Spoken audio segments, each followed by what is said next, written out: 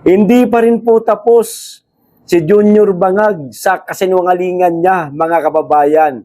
Hanggang ngayon, ipinagpipilitan niya pa rin po na nasa Czech Republic si Saldico at hawak na ito di umano ng Czech authority. At nakahanap pa po siya ng kakampi, mga kababayan. Sa katauhan po nitong si Frederick Vida ng Department of Justice Secretary, mga kababayan. Tinapatan ni Junior Bangag yung kahapon na nagsalita na taga Czech Republic na mula naman po sa Ministry of Justice. O di, naghahanap nga siya ng kakampi para papaniwalain po tayo. Oo, nasa Czech Republic si Saldico. Ikaw lang ang naniniwala, Bangag. Ito ang balita at pagkatapos kong basahin to, panoorin po natin ang video ni Attorney Harry Roque, mga kababayan. Hayaan po natin si Attorney Harry Roque ang magsabi po ng katotohanan tungkol po sa kalagayan ni Saldico. O eto na ho, DOJ, sinigundahan si PBBM, nasa Czech Republic si Saldico. DOJ, mga kababayan. Malay natin, baka tinawagan ni Junior Bangag nga, magsalita nga kayo DOJ. Kasi kahapon nagsalita na yung Ministry of Justice ng Czech Republic. Aba, kampihan nyo naman ako. Parang ganun lang ang datingan, ano, mga kababayan. Kinumpirma mismo ni Department of Justice Secretary Frederick Vida na nasa kustodiya ng Czech Republic si former Ako Bicol Party List Representative Saldico. Kanyang pinabulaanan ang mga pahayag at impormasyon na nagsasabing wala umano ito sa kustodiya ng naturang bansa. Teka, DOJ, Frederick Vida, sir, hindi naman po namin kayo kinokontra dyan sa iyong pahayag na yan. Karapatan niyo pong sabihin yan. Katulad po ng sinabi ni Junior Bangag, karapatan niya ring sabihin na nasa Czech Republic di umano si Saldico. Eh bakit parehas po kayo walang maipakita na mga pruweba na naroon nga si Saldico sa bansang Czech Republic, sir? Litrato man lang po ba? Video man lang po, sir? Hinihingi po sa inyo ng mga Pilipino. Ganun lang kasimple. Maglabas po kayo ng litrato, video, nagpapatunay na si Saldico nasa Czech Republic. Wala ho. Sino hong maniniwala sa inyo? Samantalang si Attorney Harry Roque, mga kababayan, eto, ipapanood ko po sa inyo. Kagabi lang po ito nangyari. Abay, nakausap di umano ni Harry Roque mismo si Saldico. At sinabi kay Harry Roque na wala siya sa kustodiya o otoridad ng Czech Republic. O eto ho, panoorin po natin ang sinabi ni Attorney Harry Roque, mga kababayan. Junior Bangag at DOJ Secretary Frederick Vida, sir. Kayo na lamang pong humusga sa mga sinabi ni Attorney Harry Roque. Okay, lahat po tayo may karapatan na magsabi na si Saldico ay nasa kustodiya ng Czech Republic. May karapatan din po yung iba na magsasabing si Saldico ay nasa laya at hindi hawak ng Czech authorities. O eto. Po, after nung magbanggit po ni President Bongbong Marcos Jr. na nahuli na raw itong si dating Congressman Saldico, meron din po kayong post. Pakipaliwanag po, paano, ano po talaga, nasaan po kaya si dating Congressman Saldico? Siya ba'y nasa kamay ng batas, kamay ng otoridad sa kasalukuyan dyan sa Czech Republic? Sige na nga po, dahil ito namang SMNI ay aking istasyon din. ang kumpirmasyon po na hindi siya nakakulong ay nanggaling mismo kay Zaldico. So kauna-unang pagkakataon, yan po ay galing mismo kay Zaldico. Hindi po siya nakulong, hindi siya nakakulong. Kaya nga, buong buo ko sinasabi, nagpapakalat ng fake news ang presidente. Now, pero bago pa tayo makakuha ng kumpirmasyon kay Zaldico, tayo naman ay nagkaroon na rin ng karanasan dito sa Europa. No? Kung maalala nyo, yung panahon na ako ay sapilitan na pinapadala dito sa Vienna, Austria, at ako naman ay merong medical certificate galing sa dalawang doktor na I was unfit to fly, tinanong ako ng piloto ng eroplano kung gusto ko ba lumipad. Sabi ko hindi dahil sa sinabi ng doktor ko. Nung ako po'y pinababa sa eroplano, pinaantay po ako hanggang dumating ang piskal dahil ang sistema dito sa Europa, bago ka ba-aresto, kinakailangan iharap ka muna sa piskal at ang piskal ang magdidesisyon kung kakasuhan ka. At kapag ikaw ay kinasuhan, doon ka pa lang aarestuhin. So, hindi ko talaga alam kung ano ang pangyayari kay Zaldico, pero nakakuha ng kumpirmasyon galing sa pulis na hindi inaresto, hindi in custody, hindi dinitain si Zaldico, kung hindi, he was subjected to law enforcement incident. So para po yung nangyari sa akin na habang nag-aantay ng piskal ang desisyon kung ako'y sasampahan ng kaso o hindi, nag-aantay lang kami. Pare-parehong nag-aantay sa pagdating ng piskal. Pero sa aking kaso, wala namang isang oras, dumating ang piskal at nakita naman niya na wala talagang kaso, pinawalan din ako. At sa tingin ko, ganyan din ang nangyari kay Zaldico. No? Yung sa akin nga mas matindi dahil ang sabi ng immigration authorities, di daw ako sumunod dun sa dapat na lumipat na ako sa Austria. Ang sabi ko, sumunod ako, sumakay ako ng eroplano. Kaya lang, tinanong ako ng kapitan kung gusto ko lumipad at hindi.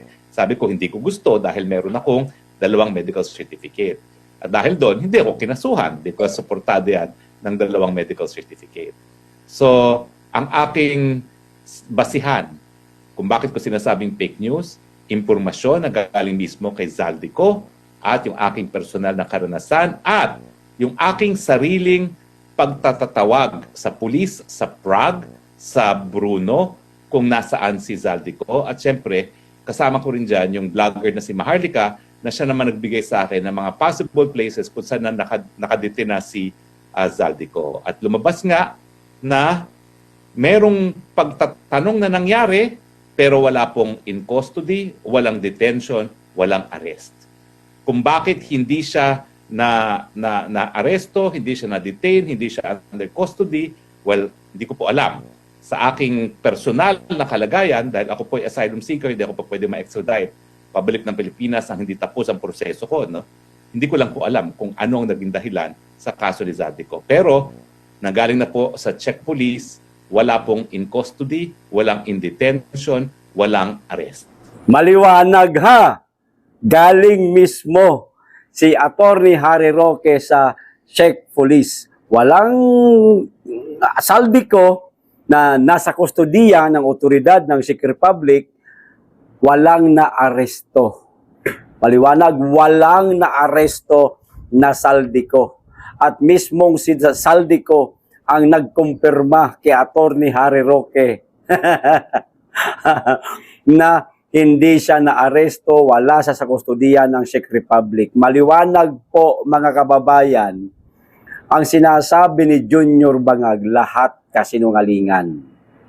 Una, wala silang maipakita na litrato at video. Bagamat wala din pong maipakitang litrato at video si Attorney Harry Roque, pero nakausap niya naman po ang mga Czech Republic Police. At mismong si Zaldico na ang may sabi. O ano na? Ha? Talo na naman si Bangag, mga kababayan. Pahiya na naman siya. Sino ngayon ang gumagawa ng fake news? Ang kampo ng mga Duterte o mga Duterte supporter o yung kampo ng mga Bangag, mga kababayan, at mismong ang presidente pa ang nagpapakalat ng fake news na nahuli na di umano si Zaldico. Doon pa lang sa sinabi niyang nahuli si Zaldico, sinungaling na po eh. Nagsisinungaling na ho siya, mga kababayan eh. Bakit? Pag sinabing nahuli, nahuli, otoridad ng Pilipinas ang nakahuli. Ang nakakuha ni Zaldico, hindi po nahuli nga. Meron lang di umanong kakulangan sa dokumento. Ayon yan sinabi ni Junior Bangag na hindi po natin pinaniniwalaan, mga kababayan. Kulang ng dokumento, maaring na-upload, maaring na-detine, hindi man na-detine, na-hold. Yan. Sa kanyang paglipad kasi kulang sa dokumento. Kung totoo ang sinasabi ni Junior Bangag. Kaso nga, mas matibay itong mga sinasabi ni Atty. Harry Roque, mga kababayan, kaysa sa mga sinasabi ni Junior Bangag. Di ho ba? Mas kapanipaniwala po ang sinasabi ni Atty. Harry Roque. Kaya lumalabas na nagsisinungaling lang si Junior Bangag. Okay, ito pa. Huling balita, mga kababayan, kasi malapit na pong magsimula ang Birada Aguila. Isasaglit ko lang po ito sa inyo. Buti pa po, itong si Shunichi Fujiki, itong human rights advocate, mga kababayan na taga-Japan, talagang ipinaglalaban niya po si Pangulong Duterte. Agad na pagpapalaya kay Pangulong Duterte ang ginagawa niya, mga kababayan, agaran ito. Urgent ito, mga kababayan, na hindi po nagawa ni minsan ng mga human rights advocate di umano sa ating bansa. Walang ganun. Pero yung taga-Japan na human rights advocate, masigasig po sa pagtulong kasi matinuho isip niya. Baka hindi rin talagang hindi. Hindi nabigyan ng maleta. Walang bumubuyo. Na huwag kayong makialam. Ito ho, ang karapat-dapat na tawaging human rights advocate talaga. Ewan ko lang ang mga human rights dito sa atin, mga kababayan. Ito, sabi, agad na pagpapalaya kay FPRRD. Nagpadala ng isang bukas na liham sa International Criminal Court ang Japanese human rights activist at director for UN Affairs ng International Career Support Association na si Shunichi Fujiki. Ano sabi? Iginiit ni Fujiki ang agarang pagpapalaya kay Duterte o kay dating Pangulong Rodrigo Duterte na mahigit 1 taon at 1 buwan nang nakadetine nang walang paglilitis. Kita nyo na. Binigyan din niya na hindi dapat makialam ang ICC dahil ganap na gumagana ang sistema ng hustisya sa Pilipinas at ang anumang direktang pakikialam ay isang paglabag sa soberanya ng bansa. Yan ang hindi po nakikita ng kasalukuyang administrasyong Bangag na pinakikialaman na ang soberanya ng Pilipinas nitong mga putang inang taga-ICC na ito. Hindi po nakita yan ng Bangag na presidente natin, mga kababayan. Wala silang pakialam. Kasi hudang babuyin ang soberanya ng Pilipinas ng ibang lahi.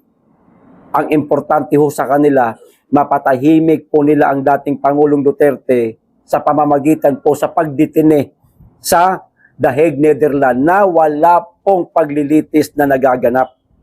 Ito pa.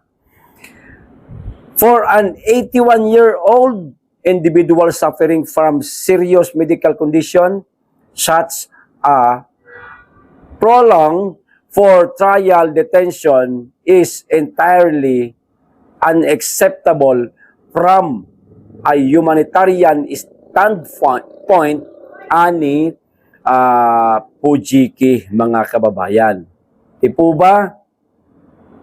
Kapirasong pagtutol sa ginagawa ng ICC sa dating Pangulong Duterte ni hindi po natin narinig si Junior Bangag. Kagaya nito, sinasabi ni Fujiki, wala ho, mga kababayan. Maliwanag po ito na mas matino po ang pag-iisip ni Fujiki kaysa sa ating presidente. Ayan po ang mga kapirasong balitang ibibigay ko po muna sa inyo ngayon, mga kababayan, at malapit na po magsimula ang Birada Aguila. Hanggang dito lang po, maraming salamat, mag-iingat kayo lagi at higit sa lahat, mahalin natin ang Pilipinas.